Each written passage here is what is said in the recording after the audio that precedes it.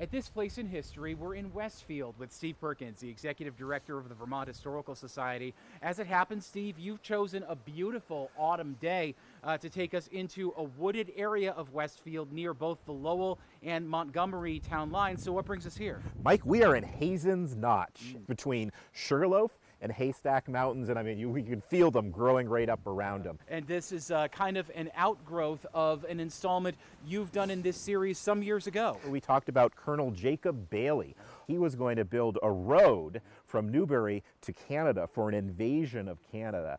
He only made it as far as Cabot, way back in 1776. We've used the term Bayley-Hazen, Yes. and that's the name of a road that goes diagonally from basically Newbury to Canada. Did the road ever get to Canada? No. Yeah. How far did the road go? Yeah. Right here, the Notch. You know, why Bayley-Hazen? They knew each other, but you know, they didn't really work together. So Jacob Bailey built that first section, abandoned it. So, but by 1779, George Washington was thinking, how can we stave off the British from invading through Canada again? And one of the ways was to continue building this military road, built by Colonel Hazen, who was originally from Haverhill, Mass. But I can only imagine the difficulties of infrastructure engineering in the late 1700s. I mean, Mike, we just drove up this road. This is Vermont Route 58. It's a dirt road right here. It's closed in the winter, and you can just imagine it washing it out. And these guys were cutting this through the wilderness. And it wasn't just this little piece. It was all the way from Cabot Plains all the way up through to Hazen's Notch. Now, I mean, had he completed the road, it's just downhill from here. You go over here and you're into Montgomery, and it's a straight shot right up into Canada with not a lot more mountains in the way. And really what happened was Washington called him back.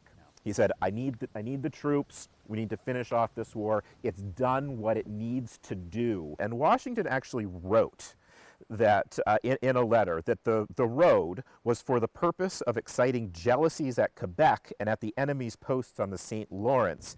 It was always my intention to recall him, speaking of Hazen, whenever the object of his command was accomplished. He got recalled back to Pennsylvania. And so Hazen ended up, he was at Trenton, he was at Brandywine, and he ended up being at Yorktown. Wow.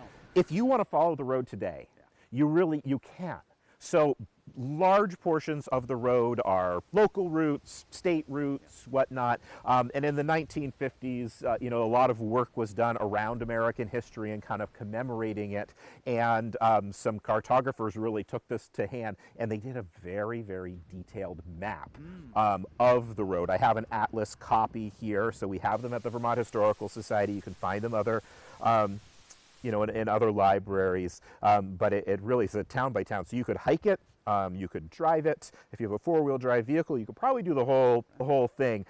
But it's a lot of fun. It's got little stops along, in every town, so you could learn about stops along the road.